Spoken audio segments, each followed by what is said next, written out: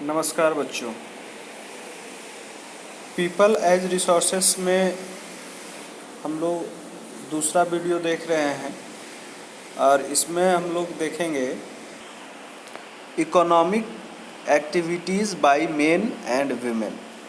इससे पहले हमने देखा कि किस तरीके से ह्यूमन डेवलपमेंट किया जा सकता है बाय द इन्वेस्टमेंट, एजुकेशन में, हेल्थ केयर पे इन्वेस्टमेंट करके जो हमारे पास पॉपुलेशन है उसको एक कैपिटल के रूप में जनरेट किया जा सकता है और ये पीपल जो हैं वो हमारे लिए लायबिलिटी ना बन के ये हमारे लिए एक एसेट्स के रूप में तैयार होते हैं। तो अब हम लोग देखेंगे इकोनॉमिक एक्टिविटीज़। देखिए, जितने भी तरह की एक्टिविटीज़ हैं उसको दो तरह के एक्टिविटी में बांटा गया है। ह्यूमन एक्टिविटीज़ को दो तरह के एक्टिविटी में बांटा गया है, एक इकोनॉमिक एक्टिविटी और एक नॉन इकोनॉमिक एक्टिविटी। तो विलास और शकल, ये दोनों के कहानी में हम लोग देखते हैं कि both are engage in various activity. दोनों के दोनों इंगेज है अलग अलग activity. We saw that Vilas sold fish and Shakal got a job in the firm. The various activity have been classified into three main sector। तो तीन सेक्टर में divide किया गया है, primary, secondary and tertiary. Then primary sector includes agriculture, forestry, animal husbandry, fishing, poultry, mining, quarrying. These are the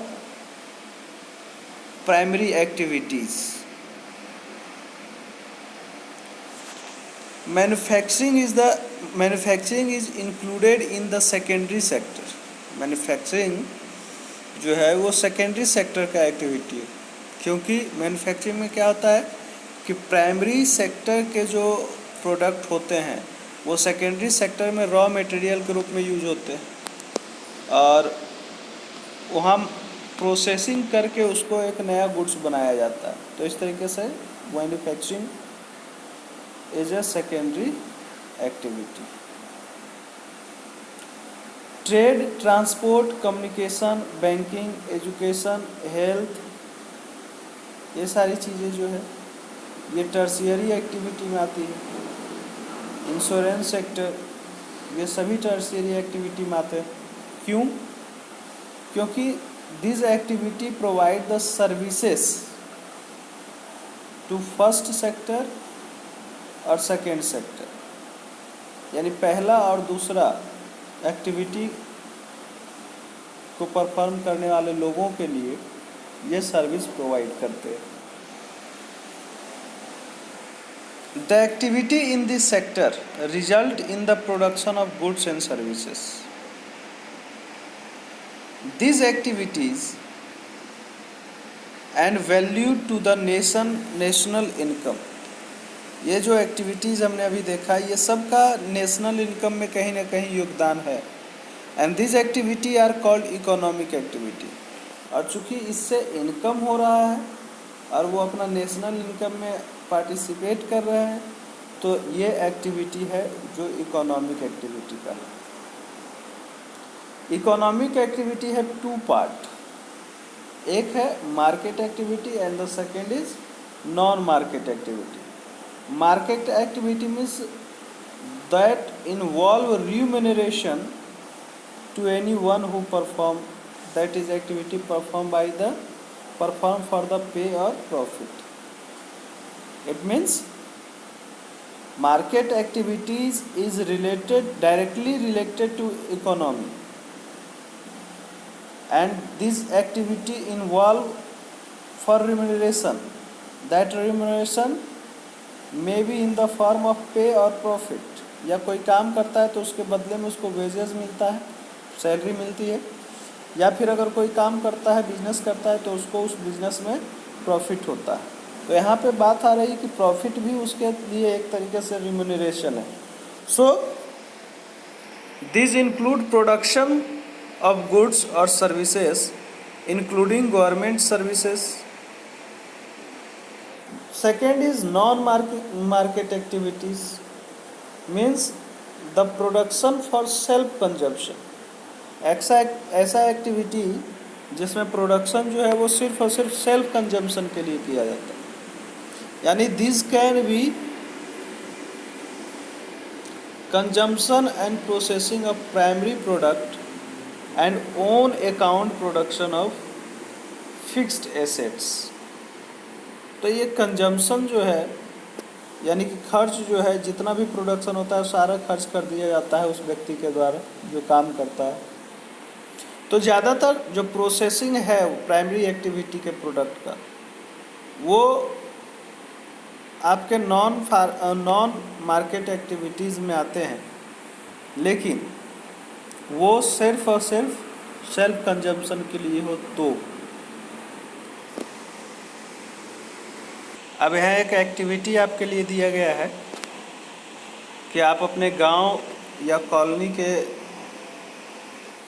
location में या उसके आसपास जाइए, अपने रेसिडेंशियल एरिया के आसपास, और नोट डाउन कीजिए कि कौन कौन से एक्टिविटीज़ है जो है वो लोगों के द्वारा किए जा रहे हैं। And if this is not possible तो अपने नेबरहुड से पूछिए कि उनका प्रोफेशन क्या है, वो क्या काम करते हैं, और उसको कैटेगराइज कीजिए अलग अलग सेक्टर्स में, अलग अलग कैटेगरीज में, प्राइमरी, सेकेंडरी, टर्शियरी में, एंड से whether this activity are economic और नॉन इकोनॉमिक। और फिर ये पता कीजिए कि वो इकोनॉमिक एक्टिविटी है या नॉन इकोनॉमिक एक्टिविटी। जैसे विलास जो है वो फिश सेल करता है विलेज मार्केट में,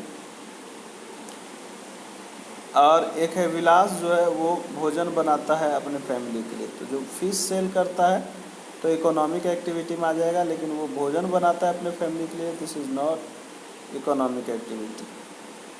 शकल जो है वो प्राइवेट फर्म में काम करता है, उसके लिए सैलरी मिलती है, तो ये उसका हो गया एक इकोनॉमिक एक्टिविटी। लेकिन वही शकल जो है अपने छोटे भाई का देख रेख करता है, यंगर ब्रदर्स और सिस्टर्स का, तो ये उसका हो गया non economic activity. Due to the historical and cultural reason there is a division of labour between men and women. अब लेबर में भी जो मेन एंड वीमेन का जो डिवीज़न है वो हमारे हिस्टोरिकल और कल्चरल रीजन के कारण है। Women generally look after domestic chores and men work in the field। women जो है घर पे काम करती है जनरली, और men जो है वो बाहर के काम करते हैं, खास करके फील्ड में। And Sakal mother Sheela cooks food, clean utensils, washes cloth, clean the houses, look after her children।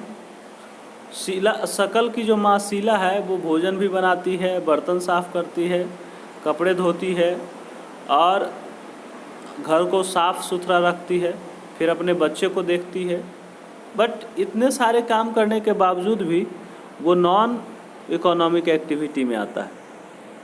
सकल father Buta cultivates the field, sell the production, produce in the market and earn money for the family.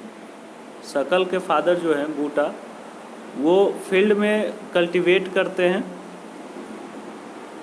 यानी कि खेती करते हैं, और उससे जो production मिलता है उस प्रोडक्शन को मार्केट में सेल करते हैं, उससे उनको मनी मिलता है। तो ये आप उनका हो गया इकोनॉमिक एक्टिविटी होगी। तो शीला को चूँकि पेड नहीं किया जा रहा है पैसा, यानी शीला को पैसा नहीं मिल रहा है काम करने के बदले में, तो वो नॉन इकोनॉमिक एक्टिविटी में आ गया। यानी कि up bringing of the family, वो फैमिली के अपब्रिंगिंग के लिए काम कर रही, एंड उसके बावजूद भी उसको पेड नहीं मिल रहा है, यानी कि पैसा उसके बदले में नहीं मिल रहा है। वहीं दूसरी तरफ बूटा जो है वो मनी अर्न कर रहा है, which he spent on rearing his family, और उस पैसे को अपने फैमिली के अपब्रिंगिंग के लिए यूज़ कर रहा है। So women are not paid for their service delivered in the family. तो फैमिली में जो औरतें काम करती है उसके लिए उनको पेड नहीं किया जाता है, यानी कि उनको पैसा नहीं मिलता है। And the household work done by women is not recognise in the national income. और यही कारण है कि हाउस होल्ड वर्क को एक नेशनल इनकम में उसको रिकॉग्नाइज नहीं किया गया। Geeta mother of Vilas earn an income by selling fish. कुछ इनकम जो है वो गीता के द्वारा मछली बेचकर कमाया जाता है। तो 10 women are paid for their work when they enter the labour market. अब जब वो घर से बाहर निकल रही है और लेबर मार्केट के लिए काम कर रही है, then earning like that of their male counterpart is determined on the basis of education and skill. अब यहाँ पे अर्निंग जो है वो उनके मेल काउंटर पार्ट के हिसाब से डिटरमाइन होता है on the basis of education and skill. तो एजुकेशन एंड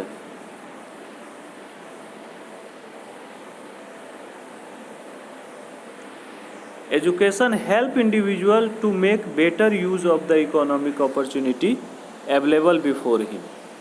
किसी भी व्यक्ति के लिए, किसी भी इंडिविजुअल के लिए एजुकेशन जो है वो उनको हेल्प करता है उस इकोनॉमिक अपॉर्चुनिटी जो उनके पास अवेलेबल होती है उसके बेटर यूज़ के लिए। तो education and skill are the major determinants of the earning of any individual in the market. Market में एजुकेशन और स्किल जो है वो एक इंडिविजुअल्स के अर्निंग के लिए मेजर डिटर्मिनेशन है।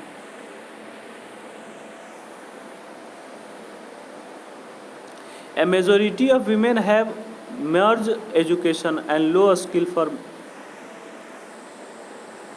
measure। मेजोरिटी ऑफ वीमेन के पास जो काफ़ी कम एजुकेशन है और यही कारण है उनके पास स्किल का फॉर्मेशन काफ़ी कम है। So women are paid low compare to men, और यही कारण है कि वीमेन को हमेशा मार्केट में कम पैसा मिलता है। So most women work where job security is not there. ज़्यादातर जो औरतें हैं जहाँ पे जॉब सिक्योरिटी नहीं होती वो ऐसे जगह पे काम करती है। And various activity relating to legal protection is मेयर्स। तो बहुत सारे एक्टिविटीज़ हैं जो लीगल प्रोटेक्शन जहाँ पे उनको नहीं मिल पाता है, वो काफ़ी कमी है लीगल प्रोटेक्शन का। Employment in this sector is characterised by the irregular and low income.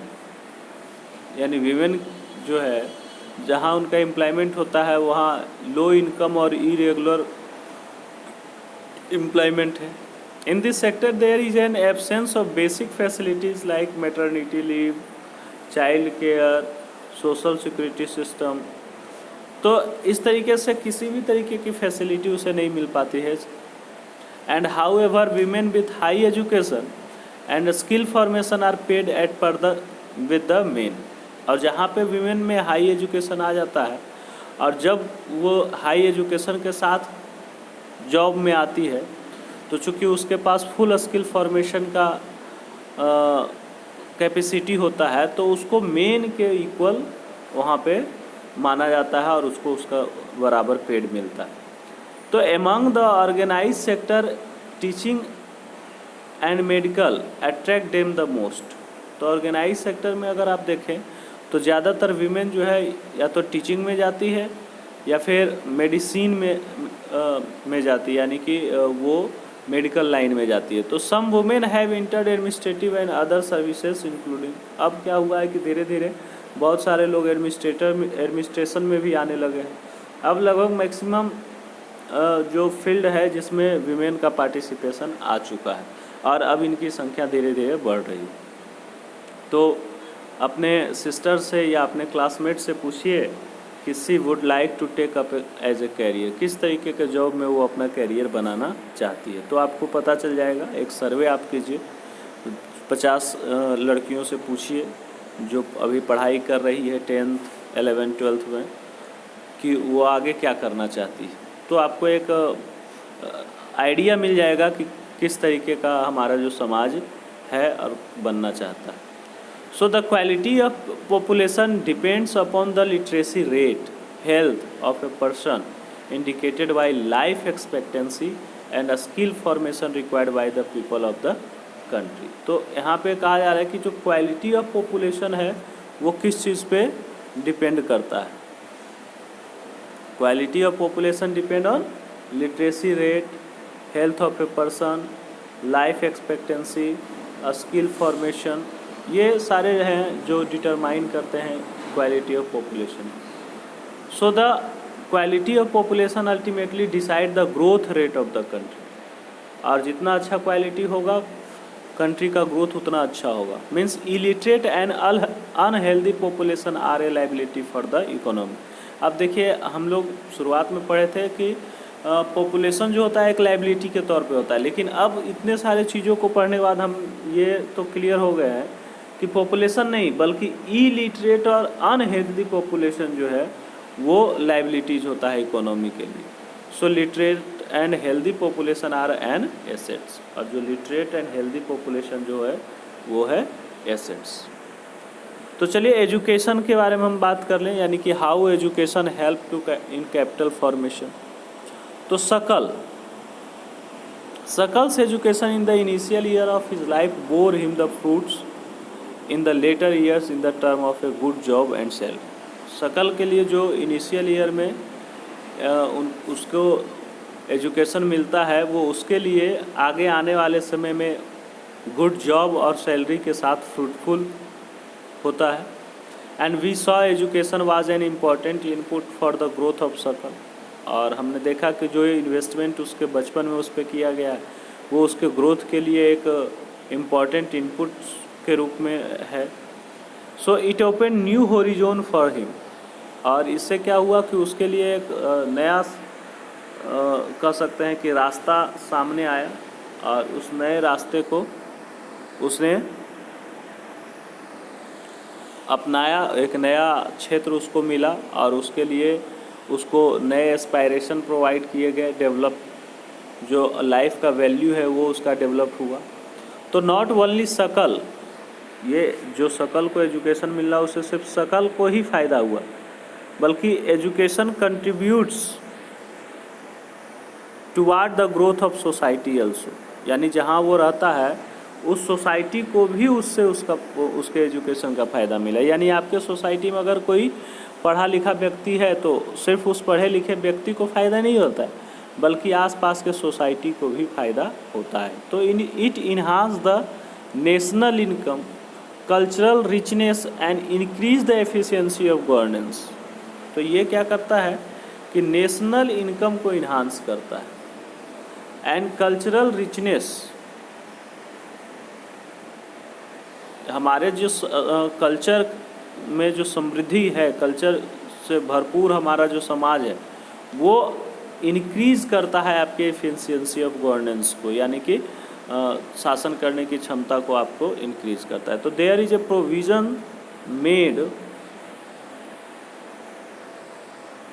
For providing universal access, retention and quality in elementary education with a special emphasis on girl. तो एक कानून होना चाहिए एजुकेशन के universal access के लिए, जिसमें retention and quality in elementary education हो, एलिमेंट्री एजुकेशन सबके लिए हो, बराबर हो, क्वालिटी युक्त हो, with a special emphasis on girl, खास करके गर्ल को ज़्यादा इस पे ध्यान दिया जाए कि गर्ल्स उसमें ज़्यादा से ज़्यादा शामिल हो सके। तो there is also an establishment of pace setting of schools like Navodaya Vidyalaya in each district. तो इसके तहत सरकार ने काम भी किया है, जिसमें नवोदय विद्यालय हर एक डिस्ट्रिक्ट में स्थापित करने का काम किया गया। Vocational streams have been developed to equip large number of high school. Vocational scheme introduce किया गया है जिससे लोग आत्मनिर्भर बन सकें। Large number of high school students जो हैं वो ऑक्यूपेशन रिलेटेड नॉलेज और स्किल से वो भरपूर हो, इसके लिए वोकेशनल एजुकेशन प्रोवाइड करवाने का काम सरकार कर रही है हाई स्कूल लेवल पे। So the plan outlay on education has increased from ₹151 crore in the first plan to 3,766 crore in the 12th plan। अभी एजुकेशन पॉलिसी जो 2020 में आ रहा है उसके तहत कहा गया है कि हमारे जीडीपी का 6% जो है यूज होगा एजुकेशन के लिए। लेकिन यहाँ हम देख रहे हैं कि जब हमें आज़ादी मिली थी तो शुरुआती दिनों में एजुकेशन पर जीडीपी का 0.6% होता था, और 1951-52 में आते आते ये बढ़ के 3.3% हो गया। 2013-14 आते आते 1951-52 में 0.6% था और ये बढ़ के हो गया 3। तो अब हम लोग कह सकते हैं कि human being is a positive assets and precious national resources. Human being अब एसेट्स है हमारे लिए, प्रीशियस नेचुरल रिसोर्सेस है। यदि उनको चेरिश किया जाए, नर्चर किया जाए, डेवलप किया जाए तो विथ टेंडरनेस एंड केयर, तो coupled with dynamics each individual's growth presents a different range of problems and requirement. The catalytic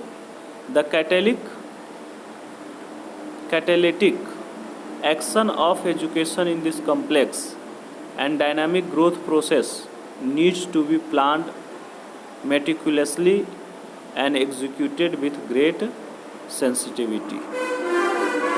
तो एजुकेशन को एक कैटलिस्ट के रूप में हम लोग यूज़ करें सावधानी से, जिससे कि डायनामिक ग्रोथ हो हमारे समाज का। ये नेशनल एजुकेशन पॉलिसी 1986 से लिया गया है। और यहाँ पे देखिए एक लिटरेसी रेट दिया गया है इंडिया में कि 1951 में क्या था, 2011 तक क्या था। तो अब हम लोग यहाँ पे डिस्कस कर लेंगे। Let's discuss. कुछ क्वेश्चन दिया हुआ है, उस क्वेश्चन को सॉल्व कर लेंगे और उस क्वेश्चन को हमारे साथ आप लोग शेयर करें। धन्यवाद।